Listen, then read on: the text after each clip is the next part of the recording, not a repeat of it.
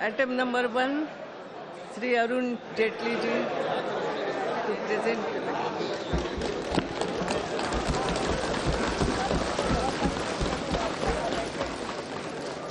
Madam Speaker, I rise to present the budget of the Union for the year 2015-16.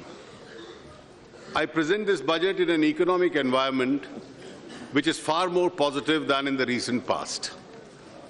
When other countries are facing serious challenges, India is about to take off on a faster growth trajectory once again. The International Monetary Fund has downgraded its earlier forecast of the global economic growth by 0.3%, and the World Trade Organization has revised its forecast of the world trade growth from 5.3 to 4%. Forecasts for India, however, have either been upgraded or remained the same without downgrades. Madam Speaker, we have also embraced the states as equal partners in the process of economic growth. States have been economically empowered more than ever before. It is my belief that every rupee of public expenditure, whether undertaken by the centre or the states, will contribute to the betterment of the people's life through job creation, poverty elimination, and economic growth. In the last 9 months, the NDA government, headed by Prime Minister Shri Narendra Modi, has undertaken several significant steps to energize the economy. The credibility of the Indian economy has been re-established. The world is predicting that it is India's chance to fly.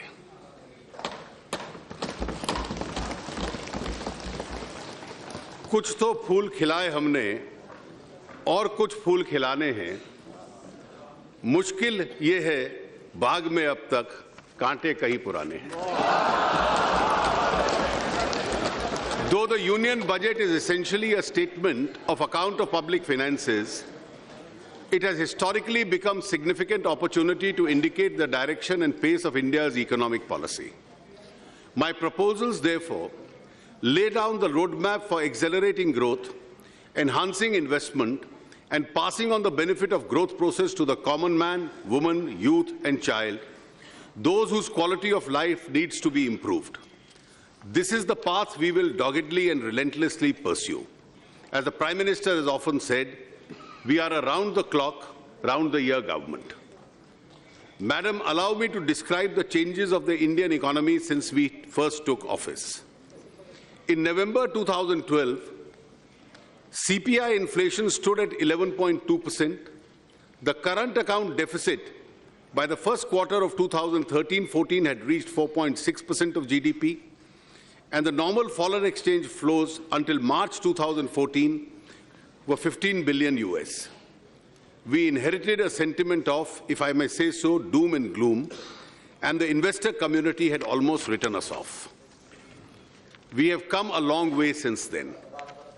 The latest CPI inflation is 5.1%, and the wholesale price inflation is negative. The current account deficit for the year is expected to be below 1.3% of GDP, based on the new series. The real GDP growth is expected to accelerate to 7.4%, making India the fastest-growing large economy in the world. Foreign inflows since April 2014 have been about 55 billion US, so that our foreign exchange reserves have increased to a record of 340 billion. The rupee has become stronger by 6.4% against a broad basket of currencies, and ours is the second best performing stock market amongst the major economies. In short, Madam Speaker, we have turned around the economy, dramatically restoring macroeconomic stability and creating conditions for sustainable poverty elimination, job creation, durable double-digit economic growth.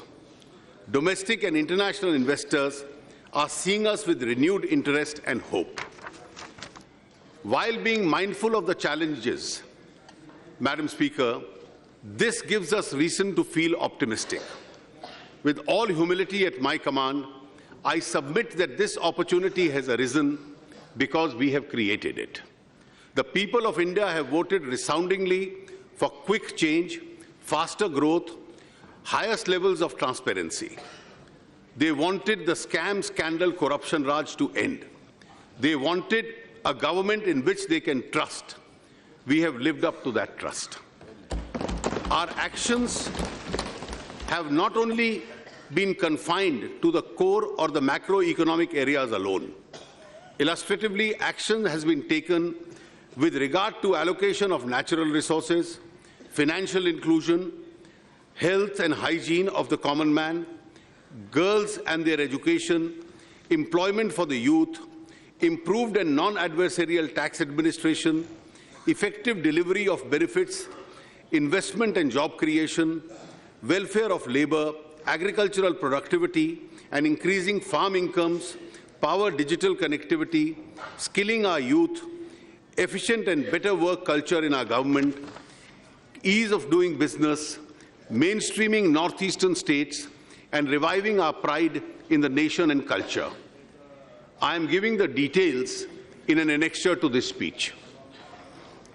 Madam Speaker, of the work that we have done, I would like to talk of 3 achievements as they demonstrate the quality and conviction of our government. One is the success of the Jan Dhan Yojana. Financial inclusion has been talked about for decades now. Who would have thought that in a short span of 100 days, over 12.5 crore families could have been brought into the financial mainstream? The other is coal auctions. Earlier, the states only got benefit of royalty. Now, by transparent auction process that we are carrying out, the coal-bearing states will be getting several lakhs of crores of rupees, which they can use for the creation of long-awaited community assets and the welfare of their people.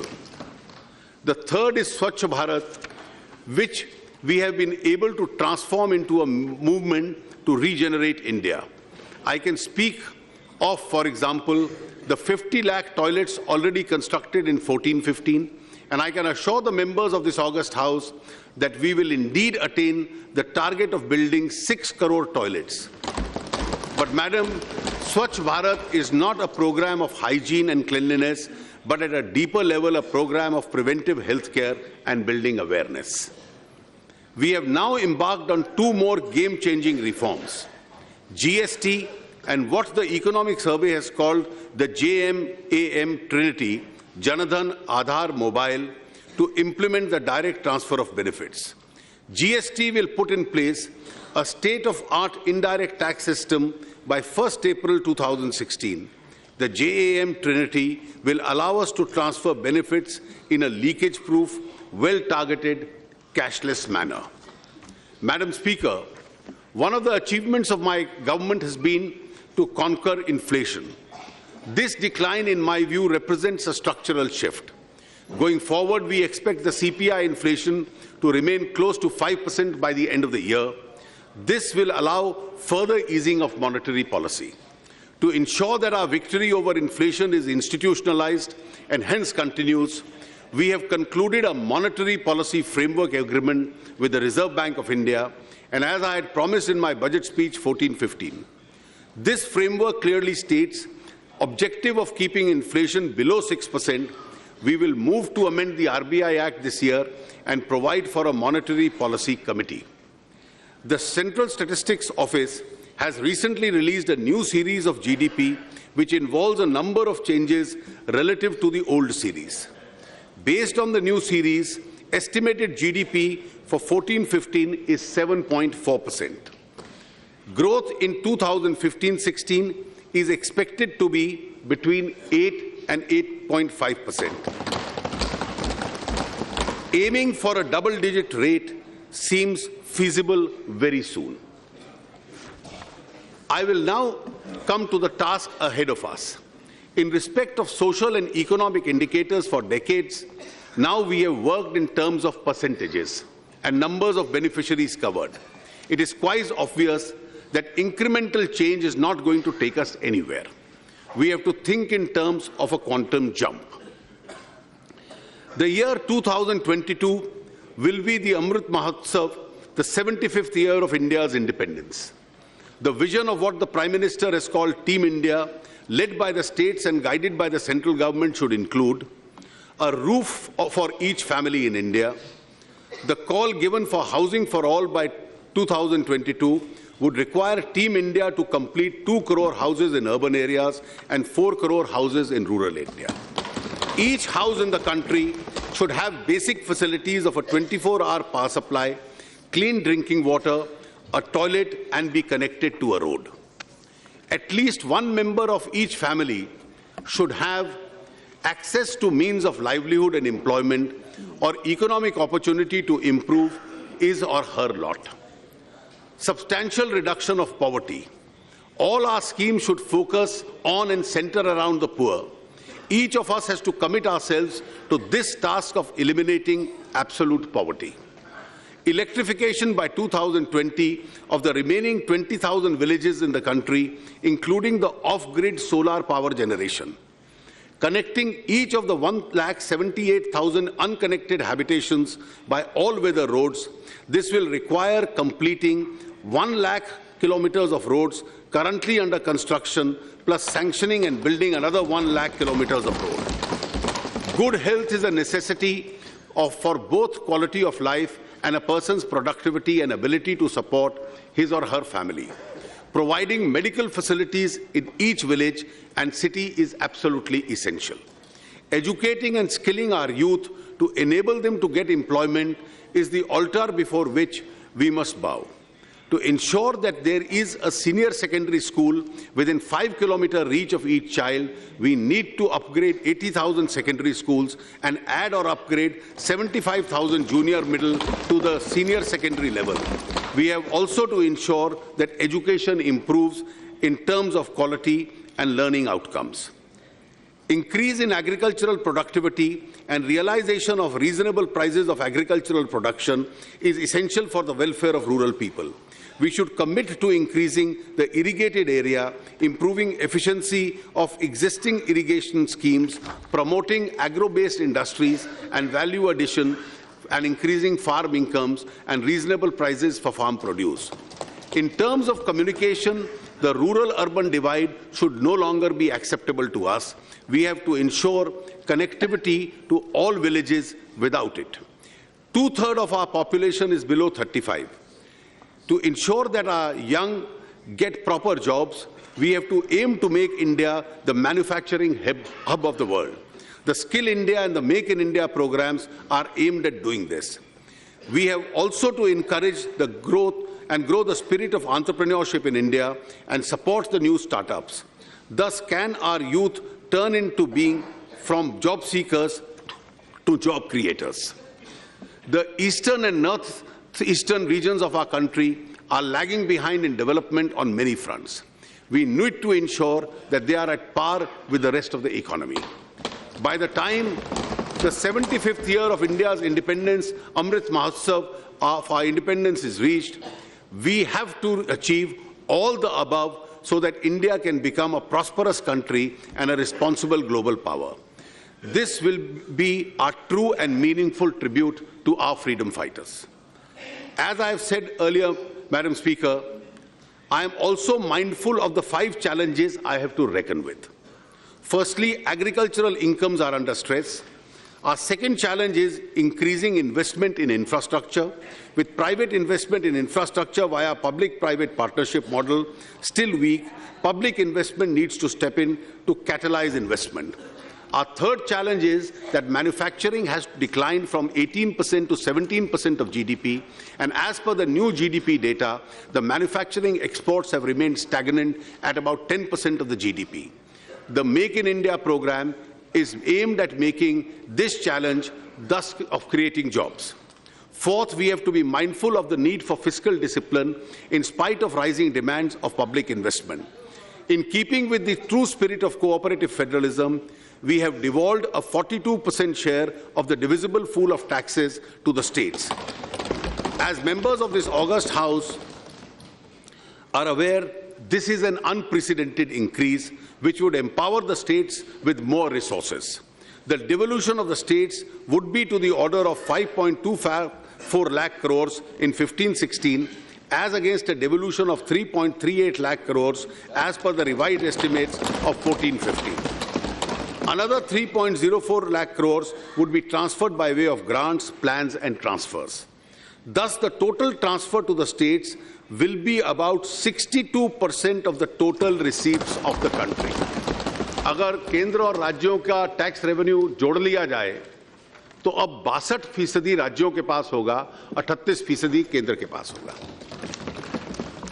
In spite of the consequential reduced fiscal space for the centre, the government has decided to continue to supporting important national priorities such as agriculture, education, health, Manrega, rural infrastructure, including roads program targeted for the poor and underprivileged, which will be all continued by us. With the fiscal space not just reduced but squeezed, I have to meet the fifth challenge of maintaining the fiscal discipline. Economic growth this year at 11.5% is lower in nominal terms by about 2% due to lower inflation. Consequently, tax buoyancy was also significantly lower. Despite this, Madam, I have kept my word and will meet the challenging fiscal target of 4.1% of the GDP, which we had inherited. Madam Speaker, I need to overcome these challenges to reduce and eliminate poverty. I want to underscore that my government still remains firm on achieving the medium-term target of 3% of the GDP. This is the fiscal target. But the journey has to take into account the need for increasing public investment. The total additional public investment over and above the RE is planned at rupees 1.25 lakh crores, of which rupees 70,000 crore would be the capital expenditure from the budgetary outlays.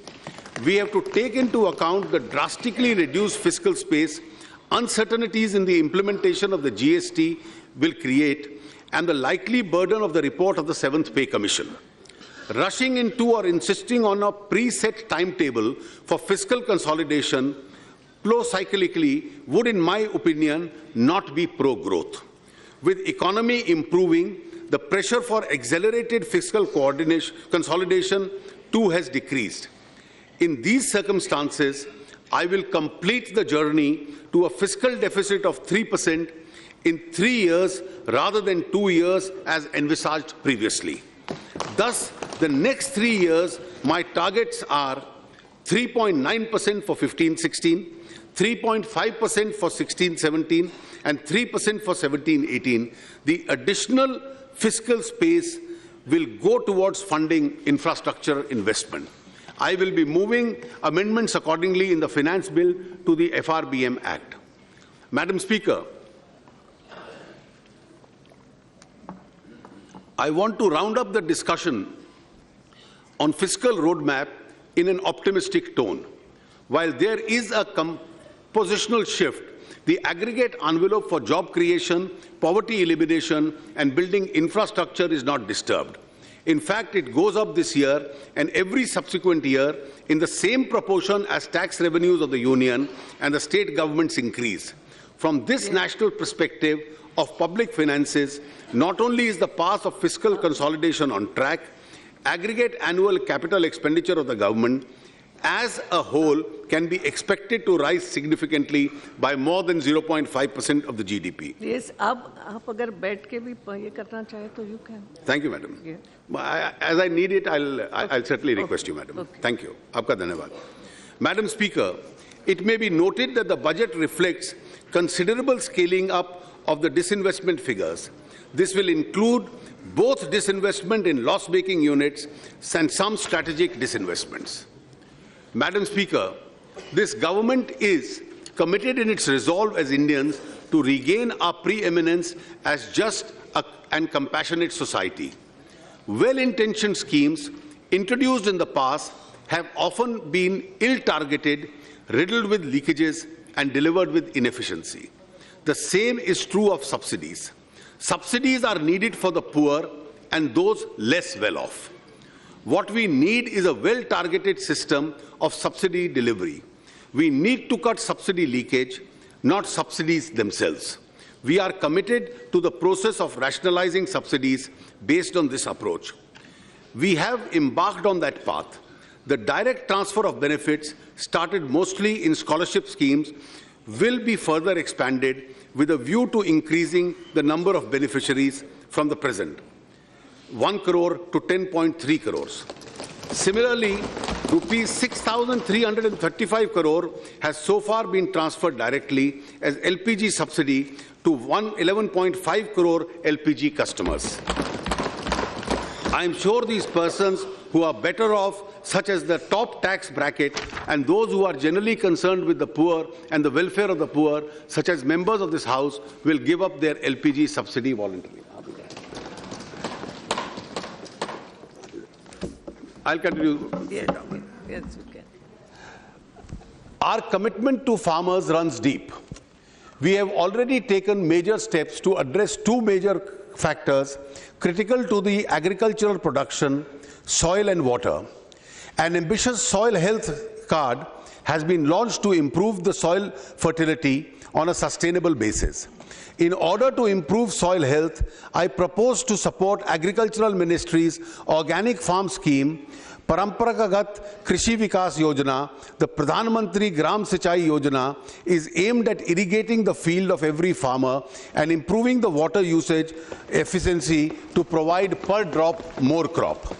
I am allocating rupees 5,300 crores to support micro-irrigation watershed programs and Pradhan Mantri Krishi Sinchai Yojana. I urge the states to chip in substantially in this vital sector.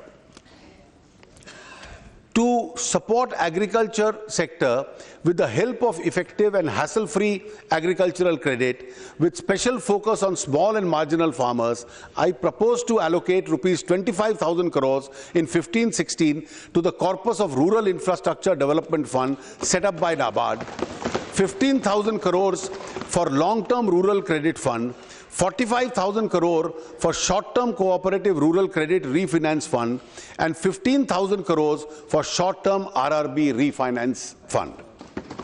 Farm credit underpins the efforts of our hard-working farmers. I have therefore set up an ambitious target of rupees 8.5 lakh crores of credit during the year 15-16, which I am sure the banks will surpass. Our government is committed to supporting employment through Manrega. We will ensure that no one who is poor is left without employment.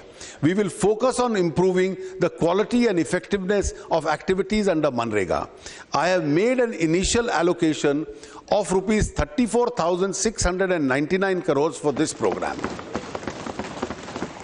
While the farmer is no longer in the clutches of the local trader, his produce still does not command the best notional price.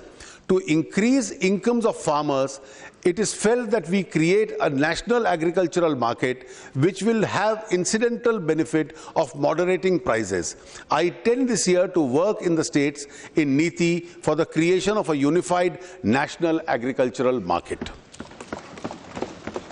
Madam Speaker, our government firmly believes that development has to generate inclusive growth. While large corporate and business entities have a role to play, this has to be complemented by informal sectors, enterprises which generate maximum employment.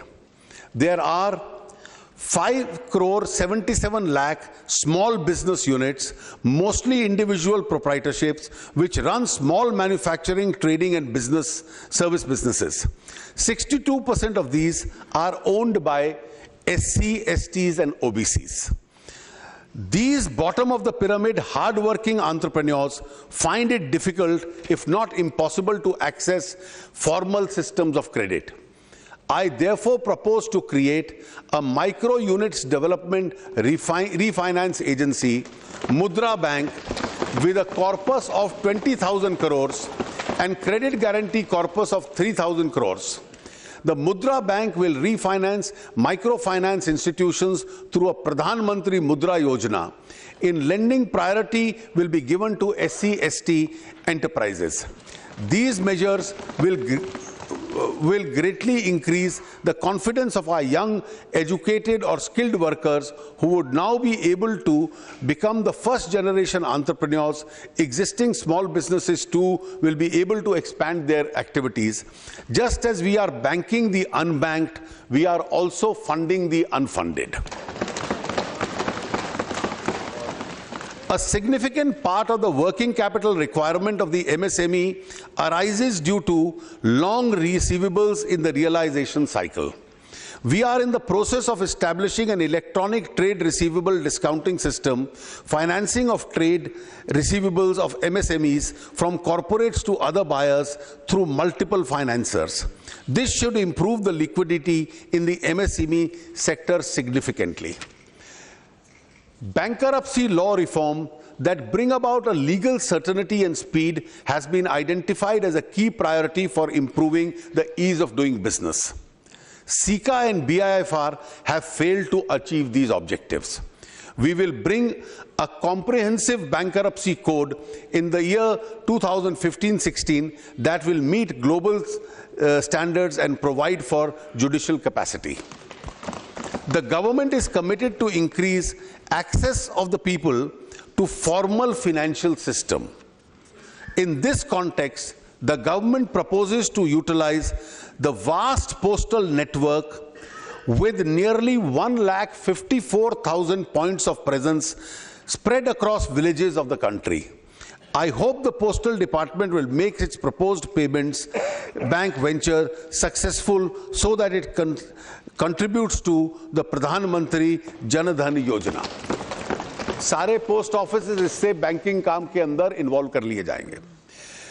To bring about parity in regulation of non-banking financial companies with other financial institutions in matters relating to recovery, it is proposed that NBFCs registered with RBI having a size of rupees 500 crores and above will be considered as financial institution in terms of the Sarfasi Act. A large portion of India's population is without insurance of any kind, health, accident or life. Worryingly, our young population ages, it also is going to be pensionless. Encouraged by the success of the Pradhan Mantri Jan Dhan Yojana, I propose to work towards creating a universal social security system for all Indians, especially the poor and unprivileged. The soon-to-be launched Pradhan Mantri Suraksha Bima Yojana will cover accident death risk of rupees 2 lakhs for a premium of just rupees 12 per year.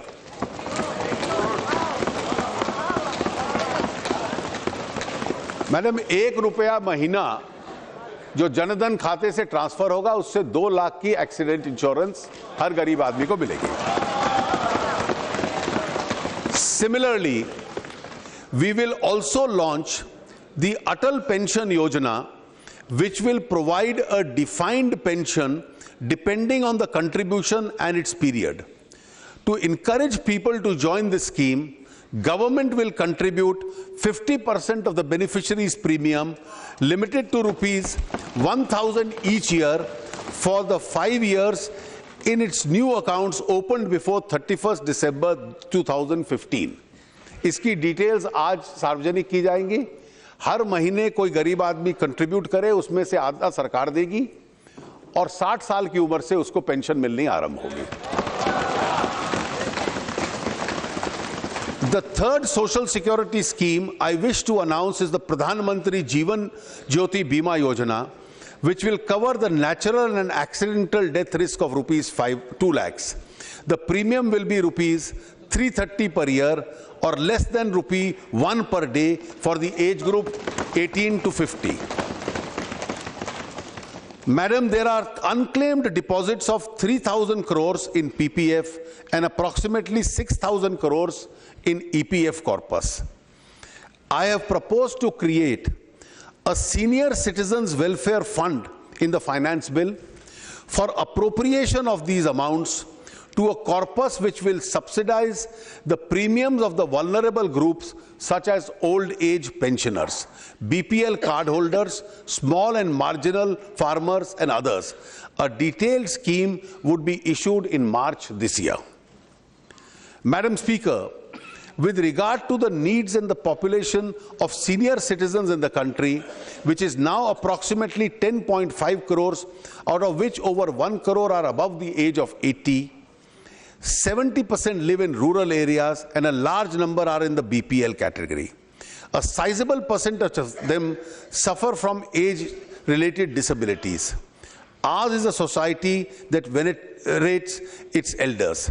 I therefore propose a new scheme for providing physical aids and assisted living devices for senior citizens living below the poverty line. In sum, these social security schemes reflect our commitment to utilize the Jan Dhan platform to ensure that no Indian citizen will have to worry about illness, accidents, or penury in old age. Being sensitive to the needs of the poor and underprivileged and the disadvantaged, the government also remains committed to the ongoing welfare schemes of the SCs, STs and women. Despite serious constraints on union finances, allocations this year have been made as follows. SCs 30,851 crores, STs 19,980 crores, women 79,258 crores. An integrated education and livelihood scheme called Nai Manzil will be launched this year to enable minority youth who do not have formal school leaving certificate to obtain one and find a better employment. Further, to show cause civilizational and culture of the Parsis, the Government of India will support in 2015-16 an exhibition, The Everlasting Flame. The allocation of the Ministry of Minority Affairs is being protected. The BE for the year 2015-16 is 3738 crores. Infrastructure. Madam, this is no secret that the major slippage in the last decade has been on the infrastructure front. Our infrastructure does not match our growth ambitions. There is a pressing need to increase public investment. I have therefore increased outlays on both roads and gross budgetary support to the railways by 14,031 and rupees 10,050 crores respectively. The capex of public sector units is expected to be 3,17,889 crores, an increase of approximately 80,844 crores over last year. In fact, all told, investment in infrastructure will go up by 70,000 crores in the year 15-16 over 14-15 from the Centre's fund and resources of the CPSEs. But madam, we need much more investment than adding 70,000 crores more. Secondly, I intend to establish a national investment and infrastructure fund, which finds monies to ensure an annual flow of 20,000 crores to it. 20,000 is what the government will be giving. This will enable the trust to raise debt in terms, invest as equity in infrastructure finance companies like the IRFC and the NHB. The infrastructure finance companies can then leverage this extra equity many folds. Thirdly, I also intend to permit tax-free infrastructure bonds for projects in rail, road and irrigation. Fourthly, PPP model of infrastructure development has to be revisited and revitalized. The major issue involved in rebalancing of risk in infrastructure projects, the sovereign will have to bear a major part of the risk without, of course, absorbing it entirely. Fifth, I intend to establish in NITI an Atal Innovation Mission. AIM will be an innovation promotion platform involving academics, entrepreneurs, researchers, and draw upon national and international experiences to foster a culture of innovation, R&D and scientific research. The platform will also provide a network of world-class hubs and grand challenges for India. The initial sum of rupees 150 crore will be earmarked for this purpose. India has a well-regarded world-class IT industry with revenues of US 150 billion, over 100 billion exports, employing nearly 40 lakh people directly. We are now seeing a growing interest in startups, experimenting in cutting-edge technologies, creating value out of ideas, initiatives, and converting them into scalable enterprises and businesses is at the core of our strategy for engaging our youth for inclusive and sustainable growth of the country. Concerns such as more liberal system of raising global capital, incubation facilities in our centers of excellence, funding for seed capital, and growth of the ease of doing business need to be addressed to create 1 lakh jobs and hundreds of billions of dollars in value. With this objective, the government is establishing a mechanism known as Self-Employment and Talent Utilization, SETU, to be techno-financial incubation and facilitation program to support all aspects of startup businesses and other self-employment activities, particularly in the technology-driven areas. I am setting aside 1,000 crores initially for this purpose. As the success of the so-called minor ports has shown, that ports can be an attractive investment possibility for private sector. Ports in public sector need to both attract such investment as well as leverage the huge land resource lying unused with them. To enable us to do so, ports in public sector will be encouraged to corporatize and become companies under the Companies Act. Madam Speaker, investors spend a large amount of time and resources in getting multiple permissions required. We aim towards ease of doing business. I have myself launched an e-biz portal which integrates 14 regulatory permissions at one source. Good states are embracing and joining this platform. However, if we really want to create jobs, we have to make India an investment destination which permits the start of business in accordance with publicly stated guidelines and criteria. आज permissions में ही सालों साल लग जाते हैं, project शुरू नहीं होते. I intend to appoint an expert committee for the purpose to examine the possibility and prepare a draft legislation where the need for multiple prior permissions can be replaced with a pre-existing regulatory mechanism. आपका regulatory mechanisms में guidelines होंगी, उसके मुताबिक काम शुरू कीजिए. Prior permissions का ये substitute होगा. The government also proposes to set up 5 ultra mega power projects, each of 4,000 megawatts, and plug and play mode. All clearances and linkages will be in place before the project is awarded by a transparent auction system.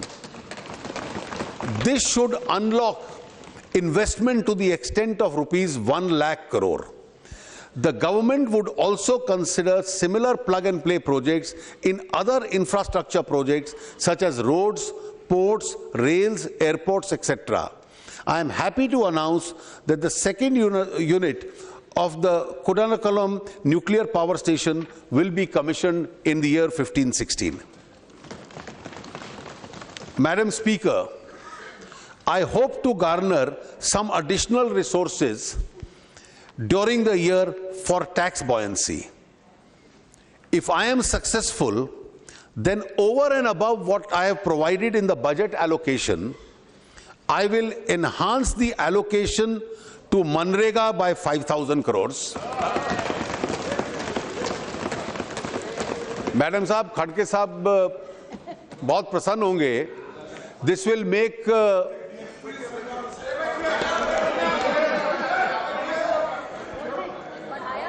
Please, please, please. I am responding. Why you are so much worried? Madam, this will have two features. This will make this year's allocation the highest ever in Manrega, सबसे अधिक होगी, और उसके साथ साथ जो rural wages कम हो रही हैं उसको बढ़ाने में भी ये लाभ देगी. I will further be allocating to the Integrated Child Development Scheme another 1,500 crores, to Integrated Child Protection Scheme another 500 crores, and to the Pradhan Mantri Krishi Sinchai Yojana another 3,000 crores, and an initial inflow of rupees 5,000 crores into the National Infrastructure Investment Fund, which I have just announced. Financial markets. One vital factor in promoting investment in India, including the infrastructure sector, is deepening of the Indian bond markets, which will have to bring at the same level as our world-class equity market. I intend to begin this process this year by setting up a public debt management agency, which will bring both India's external borrowings and domestic debt under one roof. I also propose to merge the Forward Markets Commission with SEBI to strengthen the regulation of the commodity forward market and reduce wild speculation. Enabling legislation amending Government Securities Act and the RBI Act is proposed in the Finance Bill. Capital accounts controls is a policy rather than a regulatory matter. I propose to amend through the Finance Bill Section 6 of FEMA to clearly provide that control of capital flows as equity will be exercised by the government. A properly functioning capital market also requires proper consumer protection. I therefore propose to create a task force to establish a sector-neutral financial redressal agency that will give grievances against all financial service providers that will address. I am also glad to inform the House that the work assigned to the Task Force on Financial Data Management Center, Financial Sector Appellate Tribunal, the Resolution Corporation, the Public Debt Management Agency are progressing satisfactorily. We have also received a large number of suggestions from the Indian Financial Code, which are currently being reviewed by the Justice Sri Krishna Committee. I hope sooner than later to introduce the Indian Financial Code in Parliament for consideration. Madam Speaker, this is just the beginning. I have a vision of putting in place a direct tax regime which is internationally competitive on rates, is without exemptions, incentivizes savings, and does not realize tax from intermediaries. Such a direct regime would be matched by a modernized indirect tax regime we are putting in place by way of GST and will bring both greater transparency and greater investment. Madam Speaker, with regard to the dormant Employees Provident Fund accounts and the claim ratios of the ESI is too well known to be repeated here. It has been remarked that both EPF and ESI have hostages rather than clients. Further, the low-paid worker suffers deductions greater than better-paid workers in percentage terms. With respect to Employees Provident Fund, the employee needs to be provided with two options. Firstly, the employee may opt for EPF or for the new pension scheme. Secondly, for employees below a certain threshold of income, contributions to EPF should be optional without affecting or reducing the employer's contribution. With respect to ESI, the employee should have the option of choosing either ESI or health insurance product recognized by the IDRA. We intend to bring amending legislation in this regard after stakeholder consultation. Madam, India is the largest consumer of gold in the world. It imports as much as 800 to 1,000 tons of gold each year. Through those stocks of gold are estimated to be over 20,000 tons. Mostly this gold is neither traded nor monetized. I propose the following. 1. Introduce a gold monetization scheme which will replace both the present gold deposit and gold metal loans. The new scheme will allow depositors of gold to earn interest in their metal account and jewelers to obtain loans in their metal account. Banks and other dealers would also be able to monetize this gold. 2. Develop an alternative financial asset, a sovereign gold bond, as an alternative to purchasing metal gold. The bond will carry a fixed rate of interest and also be redeemable in cash in terms of face value of gold at a time of redemption by the holder of bond. 3.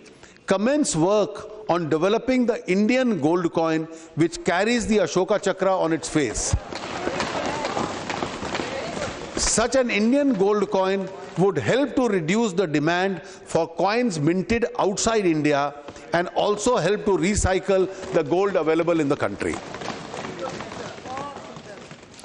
On way to curb the flow of black money is to discourage transactions in cash. Now majority of Indians has or can have a RuPay debit card. All Jan Dhan account holders have a RuPay debit card. I therefore propose to announce very soon several measures that will incentivize credit or debit card transactions and disincentivize cash transactions. This will be in the direction of making India a cashless society. Alternative investment funds have been notified by SEBI. Such alternative investment funds provide another vehicle for facilitating domestic investments. Keeping in view the need to increase investment from all sources, I propose to allow foreign investment in alternative investment funds. To simplify further the procedures of Indian companies to attract foreign investment, I propose to do away with the distinction between different types of foreign investments, especially between foreign portfolio investment and foreign direct investment, and replace them with composite caps. The sectors which are already on a 100% automatic route would not be affected. The Act East policy of the Government of India endeavors to cultivate extensive economic and strategic relations in Southeast Asia. In order to catalyze investment from private sector in this region, a project development company will, through separate special purpose vehicles, will set up manufacturing hubs in CMLV countries, namely Cambodia, Myanmar, Laos, and Vietnam. My government is committed to the safety and security of women. In order to support the programs of women security, advocacy and awareness, I have decided to provide another 1,000 crores to the Nirbhaya Fund.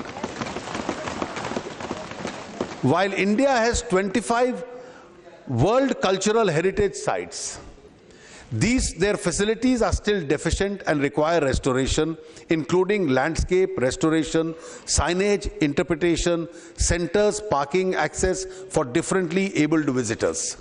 Amenities including securities, toilets, illumination, plans for benefiting communities and around them. I propose this year, and I hope this practice continues for next year's onwards also, to start working on these lines and develop with central support the following heritage sites. 1. The churches and convents of Old Goa. 2. Hampi in Karnataka, Elephanta Caves in Mumbai, Kumbhalgarh and other city forests of Rajasthan, Rani Ka Vav in Patan in Gujarat, Leh Palace Ladakh in Jammu and Kashmir, the Varanasi Temple Town, the Jallianwala Bagh at Amritsar, and the Qutub Shahi tombs at Hyderabad, Telangana. Wait. After the success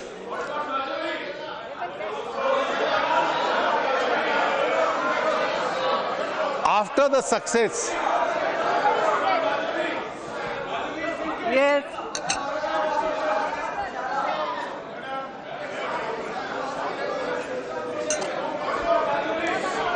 After the success of the visas on arrival, issued to travelers of 43 countries. 43 countries.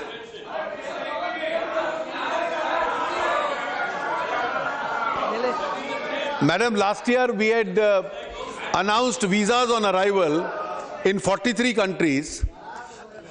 The tourism in this country has increased. I propose to increase the countries covered under this scheme to 150 in different stages.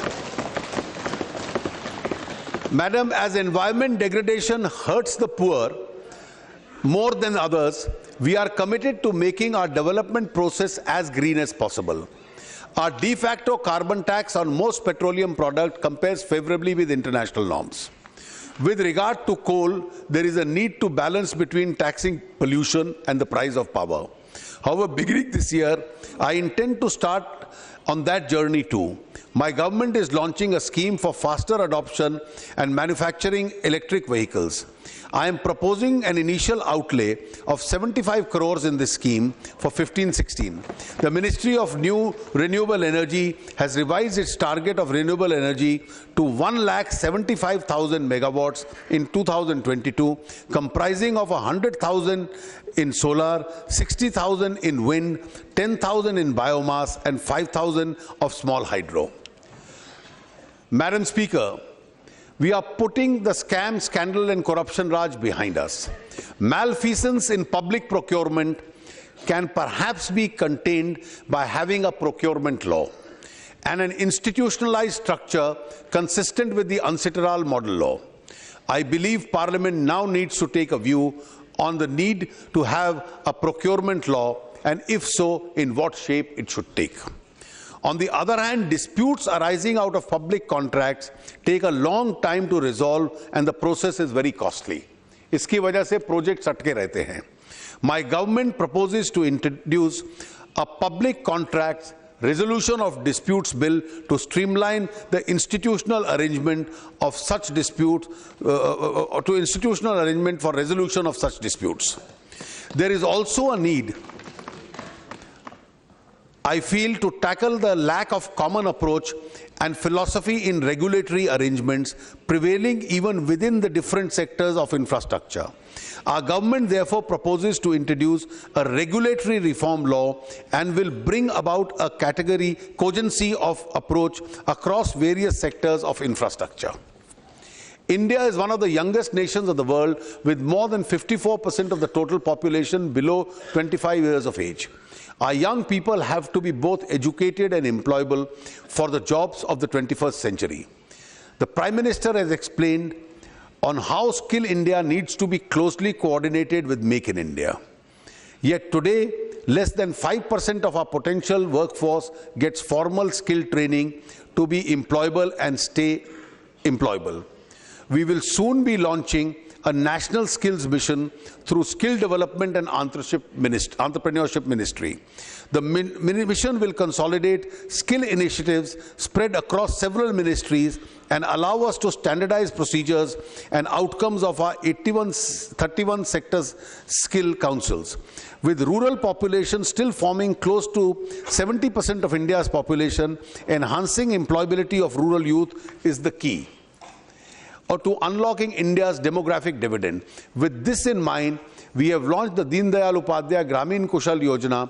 Rupees 1,500 crores has been set apart for this scheme. Disbursement will be through a digital voucher directly into qualified student bank account. This year, when we will be entering the 100th birth anniversary of Pandit Deen Dayal Upadhyaya, the intention of the government is to celebrate the anniversary of the great nationalist in a befitting manner. A 100th birthday celebration committee will be announced soon and adequate resources provided for the same.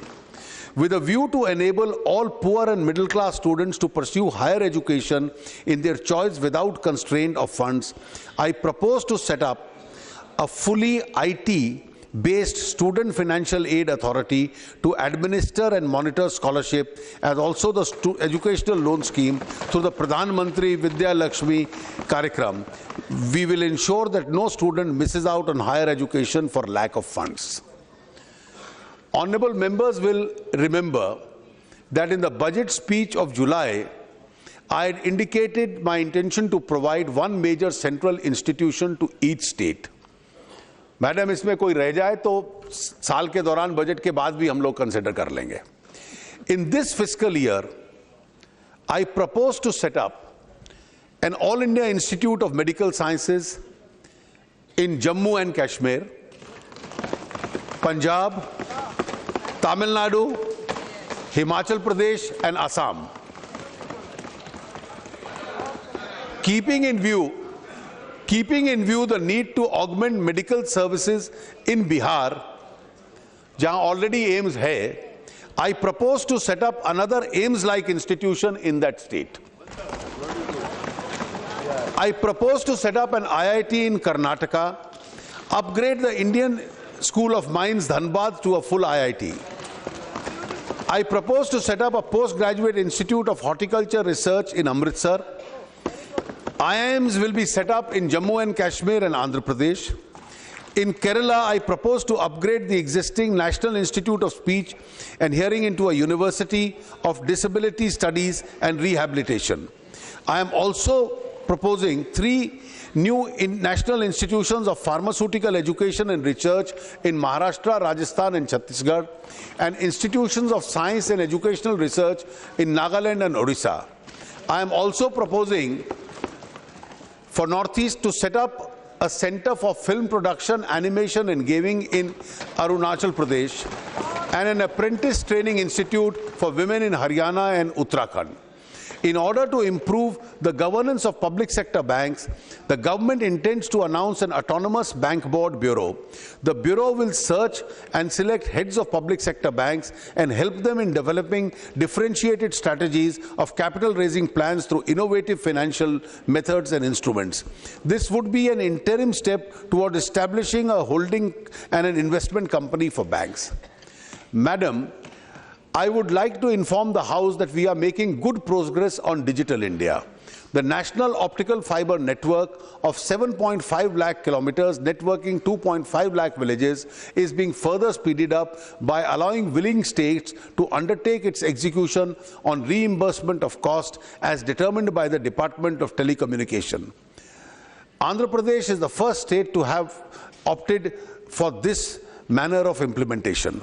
As members are aware, in making a recommendation, the Finance Commission has not distinguished between special category and other states.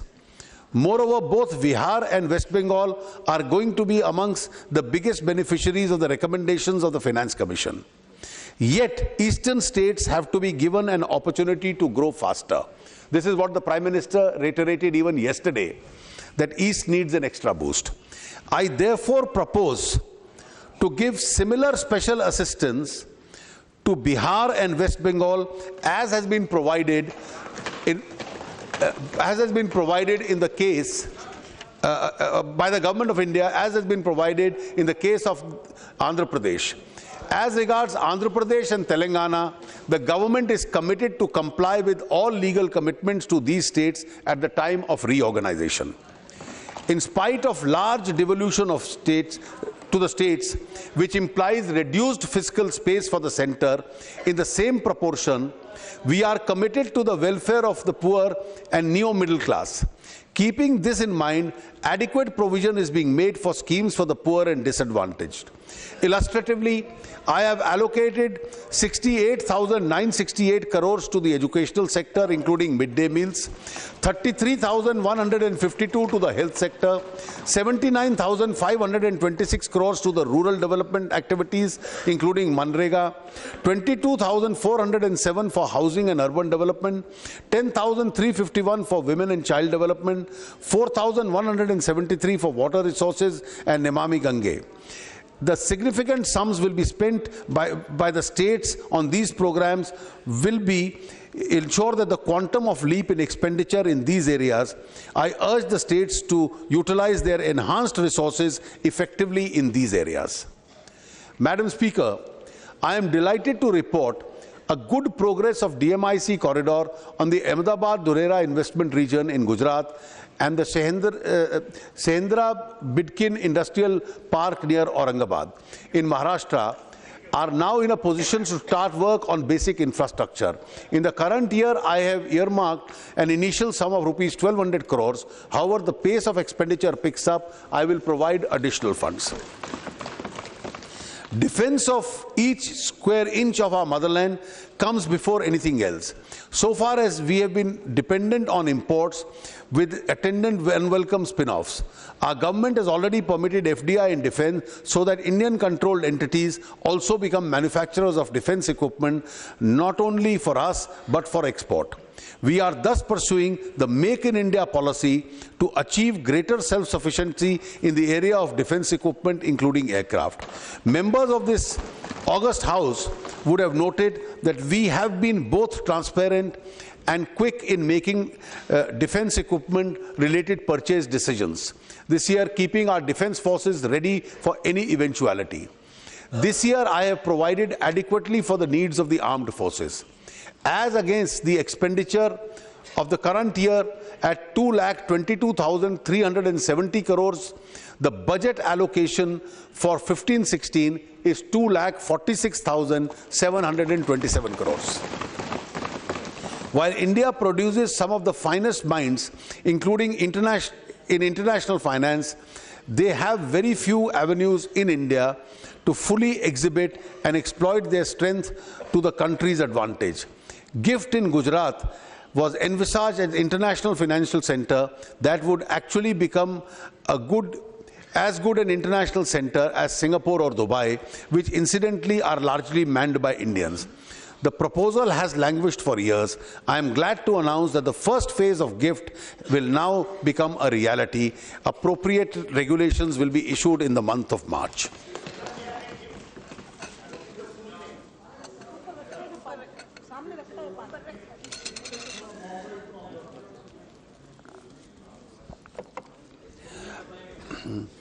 For the resolution of commercial disputes, the government proposes to set up exclusive commercial divisions in various high courts in India based on the recommendations of the 253rd report of the Law Commission.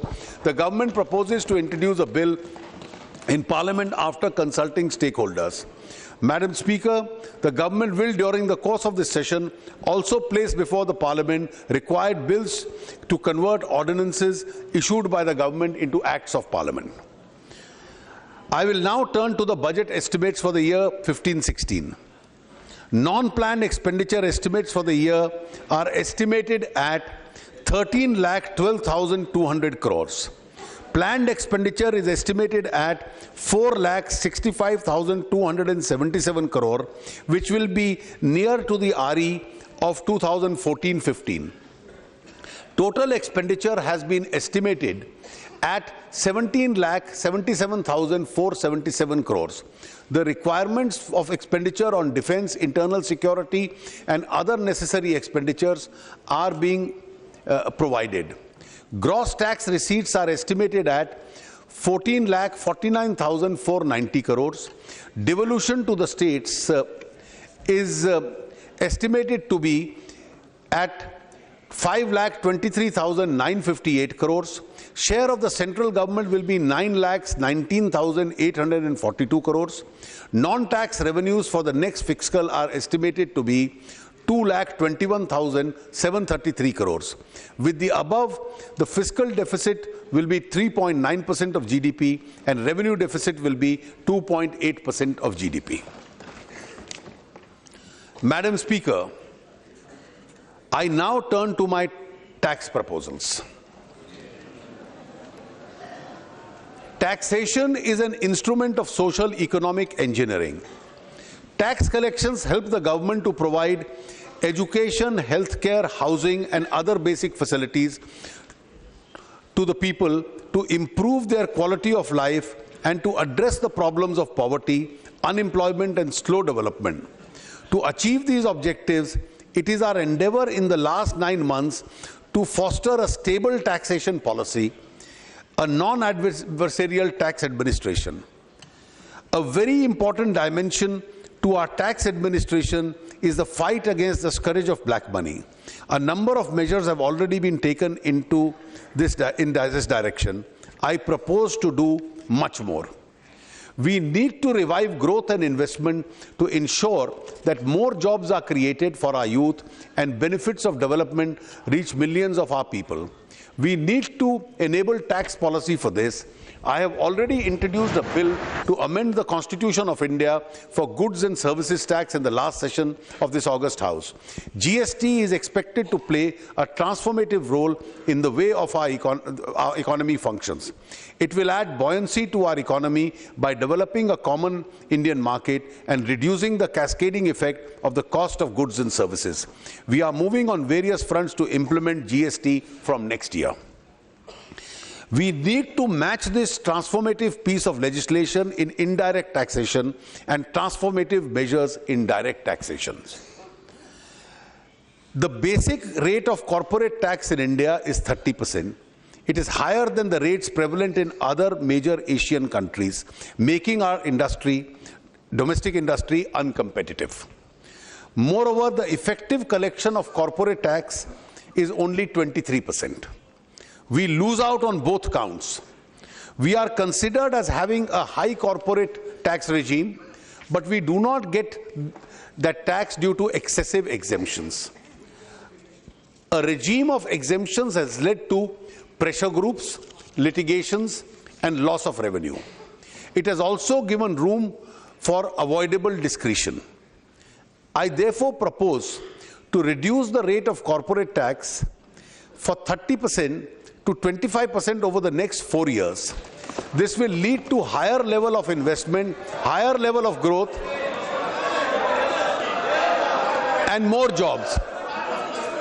This process of reduction has to be necessarily accompanied by rationalization and removal of various kinds of exemptions and incentives for corporate taxpayers, which incidentally account for a large number of tax disputes. I wanted to start the phased reduction of corporate tax and the phased elimination of exemptions right away. But I thought it would be appropriate to give advance notice of these changes, which will start from next financial year onwards. Our stated policy is to avoid surprises and instability in tax policy. Exemption to individual taxpayers will, however, continue since they facilitate savings and get transferred to investment and economic growth. While finalizing my tax proposals, I have adopted certain broad themes, which include measures to curb black money, job creation through revival of growth and investment and promotion of domestic manufacturing and Make in India, minimum government and maximum governance to improve the case of doing business, benefits to middle-class taxpayers, improving the quality of life and robust health through Swachh Bharat initiatives, standalone proposals to maximize benefits to the economy. Madam Speaker, the first and foremost pillar of my tax proposals is to effectively deal with the problem of black money, which eats into the vitals of our economy and society. The problem of poverty and inequity cannot be eliminated unless generation of black money and its concealment is dealt with effectively and forcefully. In the last 9 months, several measures have been initiated in this direction. A major breakthrough was achieved in October 2014 when a delegation of the Revenue Department visited Switzerland and Swiss authorities agreed to provide information in respect of cases independently investigated by Income Tax Department, confirm the genuineness of bank accounts and provide non-banking information, provide such information in a time-bound manner, commence talks with India for automatic exchange of information between the two countries at its earliest. Investigation into cases of undisclosed foreign assets has been accorded the highest priority, resulting in detection of substantial amounts of unreported income. For strengthening collection of information from various sources domestically, a new structure is being put in place, which includes electronic filing of statements by reporting entities. This will ensure seamless integration of data and more effective enforcement.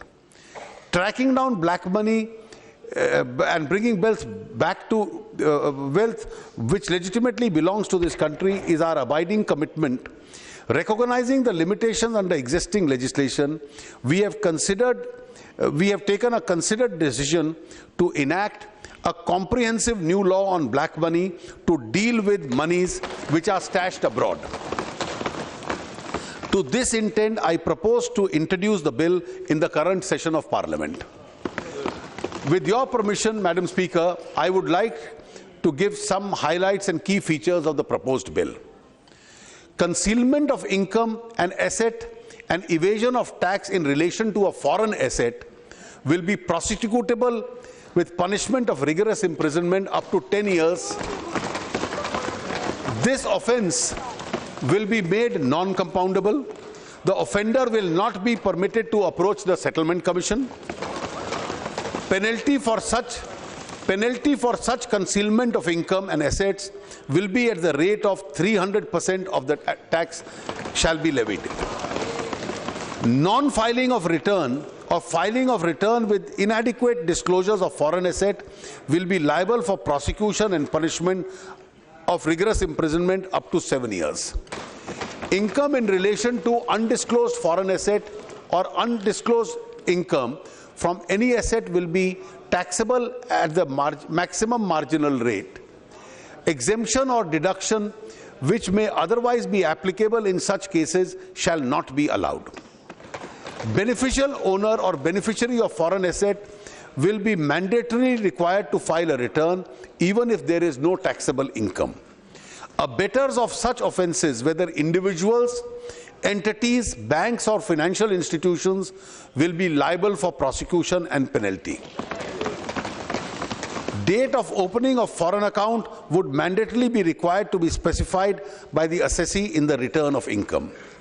The offence of concealment of income, of evasion of tax in relation to foreign asset will be made a predicate offence under the Prevention of Money Laundering Act.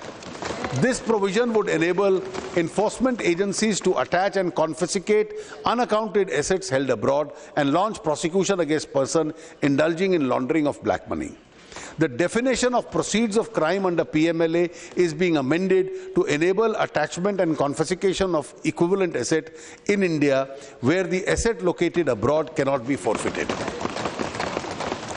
The Foreign Exchange Management Act is being amended to the effect that if any foreign exchange, foreign security or immovable property situated outside India is held in contravention of the provisions of the Act, then action can be taken for seizure and eventual confiscation of assets of equivalent value in India. These contraventions are also being made liable for levy of penalty and prosecution with a punishment of imprisonment up to 5 years. With regard to curbing domestic black money, a new and more comprehensive bill, Benami Transaction Prohibition Bill, will be introduced in the current session of Parliament. The law will enable the confiscation of Benami property and provide for prosecution, thus blocking a major avenue for generation and holding of black money in the form of Benami property, especially in real estate. A few other measures are being proposed in the budget for curbing of black money. The Finance Bill includes a proposal to amend the Income Tax Act to prohibit acceptance of an amount of advance of rupees 20,000 or more in cash for purchase of immovable property. Quoting of the PAN number is being made mandatory for purchase of any sale exceeding a value of rupees 1 lakh. The third parties reporting entities would be required to furnish information about foreign currency sales, cross-border transactions. Provisions are also being made to tackle splitting of reportable transactions. To improve enforcement, CBDT and CBEC will leverage technology and have access to information in each other's database. Madam Speaker, the second pillar of my taxation proposal this year is job creation through revival of growth and investment and promotion of domestic manufacturing and Make in India. I propose to undertake a series of steps in this direction to attract capital both domestic and foreign.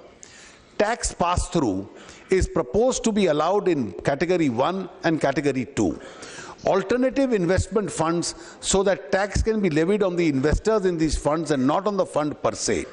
This will step up the ability of these funds to mobilize higher resources and make higher investments in small and medium enterprises, infrastructure and social projects, and provide the much required private equity to the new venture of startups. A step was taken in the last budget to encourage the real estate investment trust and the infrastructure investment trust by providing partial pass-through to them. These collective investment vehicles have an important role to revive construction activity. A large quantum of funds are unlocked in various completed projects which need to be released to facilities new infrastructure projects to take off. I therefore propose to rationalize the capital gains regime for the sponsors existing at the time of listing of the units of REITs and InvITs subject to the payment of security transaction tax. The rental income from REITs from their own assets will have a pass-through facility. The present taxation structure has an inbuilt incentive for fund managers to operate from offshore locations. To encourage such offshore fund managers to relocate back to India, I propose to modify the permanent establishment norms to the effect that mere presence of a fund manager in India would not constitute a permanent establishment of the offshore fund, resulting in adverse tax consequences.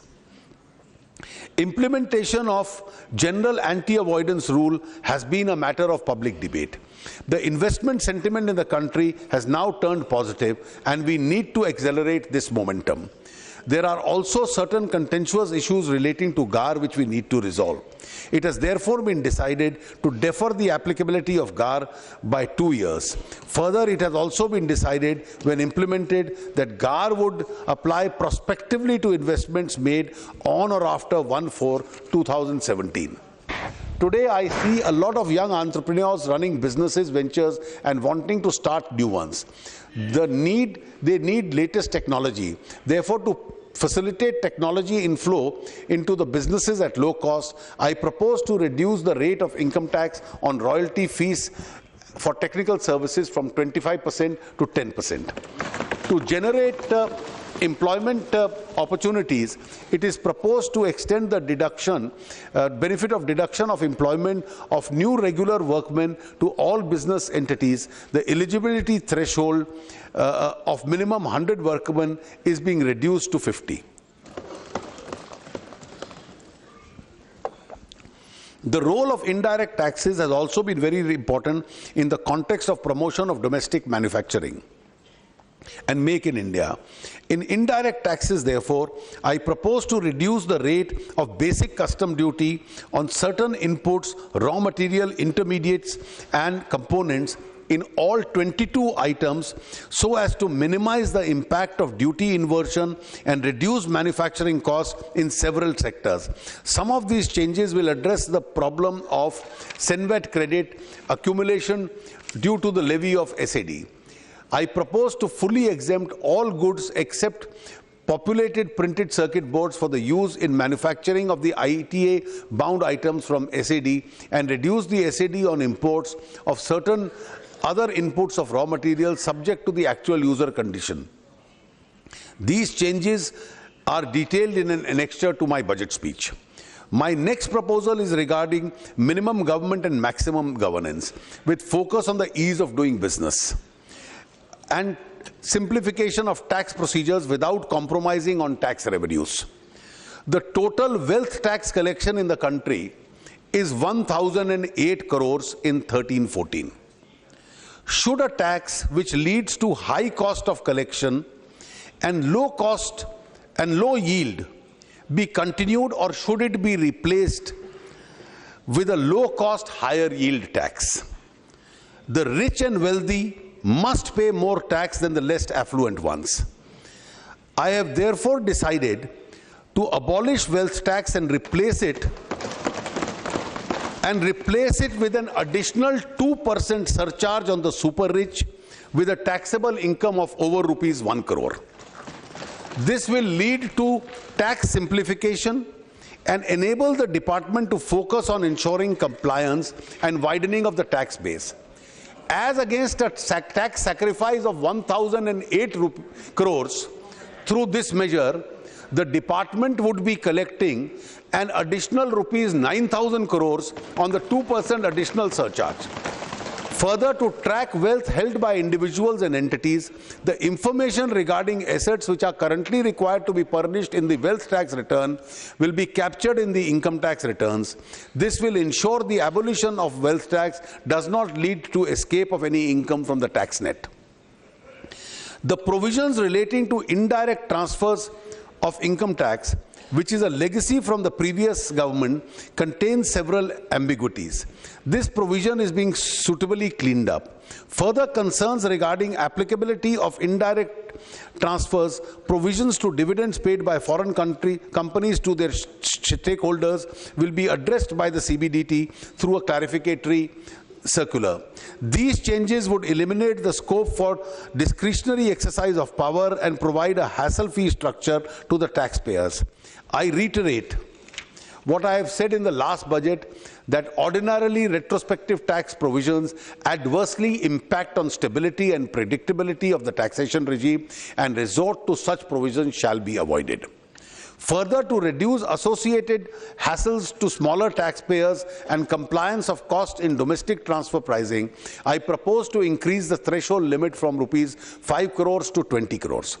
In order to rationalize the MAT provisions for FIIs, profits corresponding to their income from capital gains on transactions in securities which are liable to tax at a lower rate shall not be subject to MAT. The Tax Administration Reforms Commission has given a number of recommendations to improve administration in tax department. These recommendations are in the advanced stage of examination and will appropriately be implemented during the course of the year.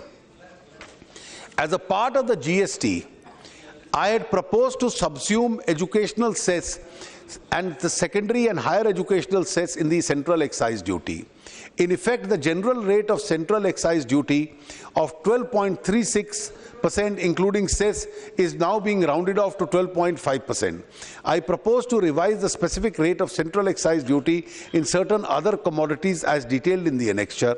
However, in the case of petrol and diesel, such specific rates are being revised only to the extent of subsuming the quantum of educational cess presently levied on them, keeping the total incidence of excise duties unchanged.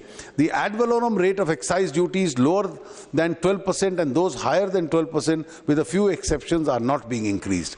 Some changes are also being made to the excise levy on cigarettes and compounded levy scheme applicable to pan masala, gutka and certain other tobacco items. To give a boost to domestic leather footwear industry, the excise duty on footwear where leather uppers and having retail price of more than 1,000 per pair is being reduced to 6%. To further facilitate the ease of doing business, online excise and service tax registrations will be done in 2 working days. The assessees under the taxes will be allowed to issue digitally signed invoices and maintain electronic records. These measures will cut down a lot of paperwork, red tape, time limit for taking CENVAT credit into inputs and input services are being increased from 6% to 1 year as a measure of business facilitation. Introduction of GST is clearly awaited by trade and industry. To facilitate smooth transition of levy of tax on services by both centre and states, it is proposed to increase the present rate of service tax plus education test from 12.36 to a consolidated rate of 14%. Madam Speaker, cleanliness of households and cleanliness environment are very important social causes. The 4th pillar of my taxation proposal this year therefore relates to initiatives for the Swachh Bharat Abhiyan. In my direct tax proposals, I have proposed a 100% deduction for contributions other than by way of CSR contributions to the Swachh Bharat Kosh. A similar tax treatment is also being proposed for the Clean Ganga Fund. In indirect taxes, I propose to increase the clean energy cess from 100 to 200 per metric ton of coal to finance the clean environment initiatives. Excise duty on sacks of bags of polymer of ethylene other than those for industrial use is being increased from 12 to 15%. It is proposed to have an enabling provision to levy Swachh Bharat cess at a rate of 2% or less on all services if the need arises. This cess will be effective from a date to be notified. Resources generated from this cess will be used for financing and promoting initiatives towards Swachh Bharat. It is also proposed to exempt services of common affluent treatment plant from service tax.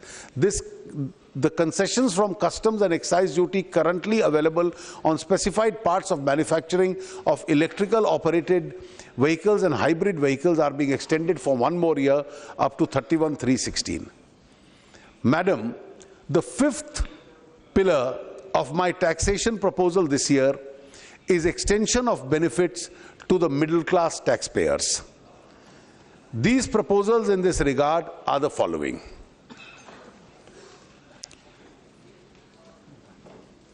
Increase in limit of deduction of health insurance premium from 15,000 to 25,000 rupees.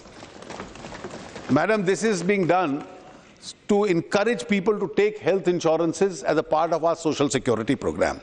This will also enable a tax rebate. For senior citizens, this limit will be increased to 30,000 from the existing 10,000. For very senior citizens of the age of 80 years or above who are not covered by health insurance, deduction of rupees 30,000 towards expenditure incurred on their treatment will be allowed. हर वरिष्ठ नागरिक को 30,000 रुपए का सालाना deduction medical treatment का मिलेगा.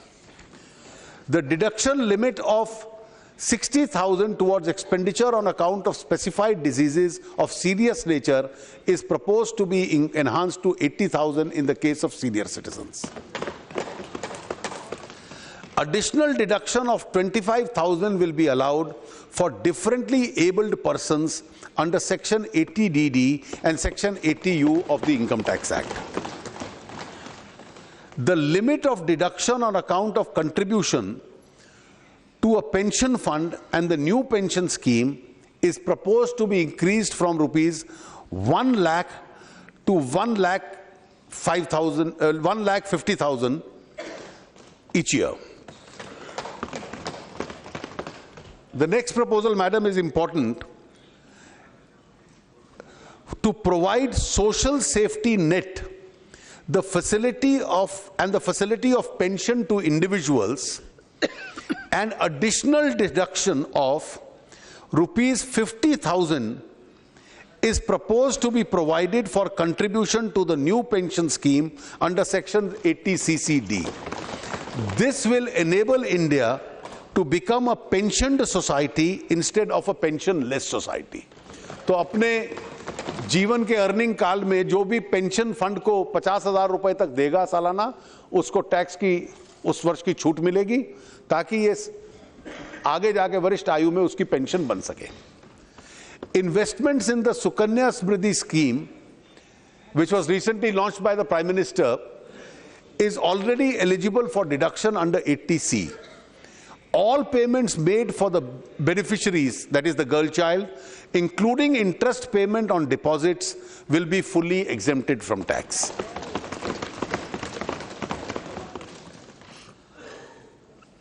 Transport allowance, which is allowed to all taxpayers and is currently at rupees 800 per month. Transport allowance exemption is being increased from rupees 800 to rupees 1,600 per month. For the benefit of senior citizens, service tax exemption will be provided on the Varisht Bima Yojana. Madam Speaker, I am giving these concessions to individual taxpayers despite inadequate fiscal space, after taking into account the tax concessions given to the middle class payers in my last budget and in the present one, including the earlier concessions. An individual taxpayer can now get a benefit up to rupees 4,44,200 as detailed in the annexure. As and when my fiscal capacity improves, individual taxpayers will have a lot to look forward to. Madam Speaker, there are several standalone proposals relating to taxation. These include conversion of existing excise duty on petrol and diesel to the extent of ₹4 per litre to road cess to fund investment in roads and other infrastructure. ये जो कल विषय उठे यहाँ पर कि दुनिया में तेल की कीमत में कमी हुई है, जो उपभोक्ता को भी दिया है, उसमें से कुछ लाभ हाईवे कंस्ट्रक्शंस के लिए और रेलवेज के लिए भी उसका प्रयोग होगा. An additional sum of ₹40,000 will be made available through this measure to these sectors. In service tax, exemption is being extended to certain pre-cold storage services in relation to fruits and vegetables so as to incentivize value addition in the crucial sector. The negative list under the service tax is being slightly pruned and certain other exemptions are being withdrawn to widen the tax base. Yoga is India's well-acknowledged gift to the world. It is proposed to include yoga within the ambit of charitable purposes of Section 215 of the Income Tax Act. Further, to mitigate problems faced by many genuine charitable organizations, it is proposed to modify ceiling on receipts from activities in the nature of trade, commerce, business to 20% of the total receipts from existing ceiling of 25 lakhs. A national database on the non-profit organization is being developed. Enactment of the direct tax code has been under discussion for quite some time. Most of the provisions of the direct tax code have been included in the Income Tax Act. Amongst the very few aspects of the DTC which were left out, we had addressed some issues in the present budget. Further, jurisprudence on income tax is well evolved. Considering these aspects, there is no great merit in going ahead with the direct tax code as it exists today. Madam, the detailed direct and indirect proposals are given in the annexure to the budget speech and the other budget documents which are being laid on the table of the House. My direct tax proposals would lead to a loss of revenue of ₹8,315 crore, whereas my proposal in indirect will yield ₹23,383 crores. The net impact of my all tax proposals would be a revenue gain of 15,068. To conclude, Madam, it is no secret that expectations from this budget have been high. People who urge us to undertake big bang reforms also say that the Indian economy is a supergiant which moves slowly but surely. Even our worst critics would admit that we have moved rapidly. In this speech, I have clearly outlined not only what we are going to do immediately, but also a roadmap for the future. I think I can genuinely stake for our government a claim of intellectual honesty. We have been consistent in what we have said and what we are doing. We are committed, Madam Speaker, to achieving what we have been voted to power for: change, growth, jobs, and genuine effective upliftment of the poor and underprivileged. Our commitment to the Daridra Narayan is steadfast, and is our commitment to constitutional principles of equality and justice for all without concern of caste, creed and religion. This is in the spirit of the Upanishads inspired mantra, Om Sarve Bhavantu Sukhina, Sarve Santu Niramaya, Sarve Bhadrani Paschyantu, Ma Kaschit Dukh Bhag Bhavet.